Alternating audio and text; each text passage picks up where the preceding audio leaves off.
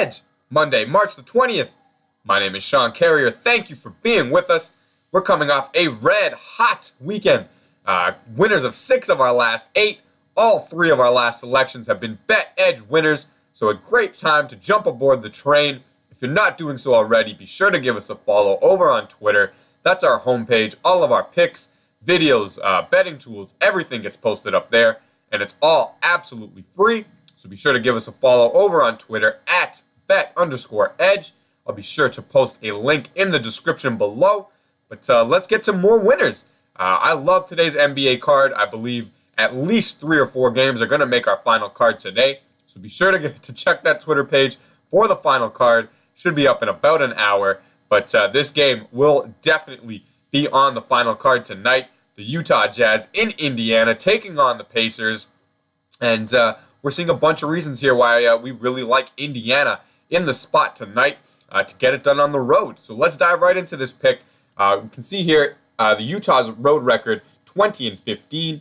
That's just under 60% on the road. That's a fantastic road record. They're 43-27 overall. That's the record of an elite basketball team. And Indy plays very well at home. They're 24-10. But when you look at their record in a broader scope there, 35-34, slightly above that 500 mark, and just the record of an average team, and they're getting a monster in the Jazz in town tonight, and Indy just in a terrible spot. We'll get to that in just a second. Recent meetings for this matchup, these two teams have played once earlier this year. The Jazz getting it done 109-100. They were laying 7 in that game and got a 2-point spread cover, winning the game by 9 points. We're going to look for more of that tonight. This Utah team right now, on the surface here, they're not in a great spot either, and they're losers of their last 2 games straight up against Chicago and Cleveland. They were in this game against the Cavs before LeBron went mad at the end, and they just could not keep up on the road in Cleveland, and they certainly could have won this game against the Bulls also. They had a 4-point fourth quarter lead with about 5 minutes to go, and they just failed to score points there coming down the stretch. But I don't believe that there's I don't see any crazy problems when I'm watching this Utah team play right now. 86 and 83 points. As you can see here, they did not make a high percentage of their shots. That's a terrible field goal percentage, and the offense looks fine, though. They're getting good looks. They're just not going down over the last 2 games. We're going to look for that to change against Indiana. There's a few reasons why, so let's get to that right now. This Indiana team, this is maybe the worst spot I've seen a team play in all year long. If you look here, all the way back on the 27th of February, this game at Houston, then they flew out of Houston to San Antonio, then to Atlanta, to Charlotte, back home to Indiana for 1 game against Detroit, then back out on the road to Milwaukee, back home to Indiana, out to New York, home to Indiana, and then out to Toronto, and then back home to Indiana for tonight's affair against these Jazz. And to kick it, to top it all off, they're also playing a back-to-back scenario here as they played last night in Toronto. They absolutely got waxed, losing the game by 25 points. The more concerning factor here, though, the rebounding edge, 51-33, they lost the battle of the boards.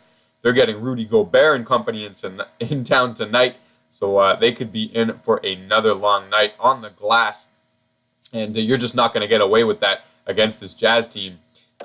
They shoot a very high percentage, and they're one of the top rebounding teams in the league all year. They've been close to about 52% on that rebounding percentage all year long. That puts them top 5. I don't believe they've been outside of the top 5 in rebounding all year. So if this continues tonight for Indiana, they might lose this game by double digits. It would not surprise me at all. This is just a terrible, terrible spot. They also played back-to-backs here on the 14th and 15th. Then they did get 3 days off, but then to start it all off with back-to-backs again, and with this recent travel. This spot is just atrocious for Indiana. I would not be surprised if the effort just was not there tonight. The referees for tonight's match, we've got Monty McCutcheon, Brent Nansel, And Josh Tiven is definitely not one of my favorite officials, but we'll have to live with it, I suppose. There's definitely some interesting things here in the day's rest. As we stated, Indiana on that back-to-back 0 days rest. They're 4-11 in those situations, 3-11 against the spread, and their offense and defense gets worse in these spots. On 1 day's rest, Indiana typically will score 105 per game. That goes down to 100.8 on 0 days rest, and their average allowed goes from 103.1 all the way up to 109.1.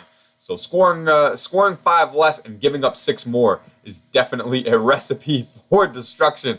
And Utah here on that 1 day's rest has a 25-16 record, holding teams to 96 points. Those are not good things for this Indiana team. We're going to look for the Jazz to exploit that tonight. Getting down to the injury report here, everything I'm reading seems to point to Rodney Hood should be available for the Jazz tonight. Favors definitely will not be going, and nor will Shelvin Mack. But definitely getting Rodney Hood back in the lineup should help the Jazz out tonight. So they seem to have felt his absence as they've lost both of the last 2 games he has sat out. So he could definitely give them a little scoring punch if he's available tonight. And Indy should have a full complement of players tonight. So that bodes well for them. And they're playing at home where they like to play. But for all of the reasons we just illustrated, this spot tonight, just not the spot to back the Pacers in. So we'll get to the stat graphic here in the summary. We've highlighted all of these things already, so we'll breeze right through it. Indy playing that back-to-back, 4-11 in those situations, scoring 5 less, giving up 6 more, and Indiana with that 11th consecutive court change. Just a tough spot, and playing this Utah Jazz team with a 20-15 road record. They play very well on the road, and as we've been continued to say, Indy should be in tough tonight, as Utah has edges in offense, defense, field goal percentage, points per shot, and rebounding percentage. We'll dive right over here real fast. That's a 1.5 point edge in offense per 100 possessions, a 3.7 point edge in defense per 100 possessions.